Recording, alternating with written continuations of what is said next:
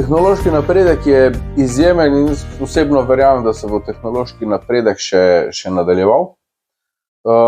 Mislim, da smo vse, kar zadeva umetno inteligenco, zelo na začetku, daleč od tega, da bi umetna inteligenca svoje že povedala.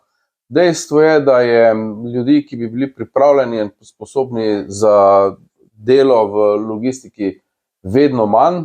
Dejstvo je, da je potrebe po logističnih storitvah vedno več in seveda danes je tehnologija tista, ki daje odgovore na to temo. Avtomatizacija, robotizacija je tukaj že dolgo časa prisotna. Avtonomna vozila so prav tako v smislu uporabe šele na začetku.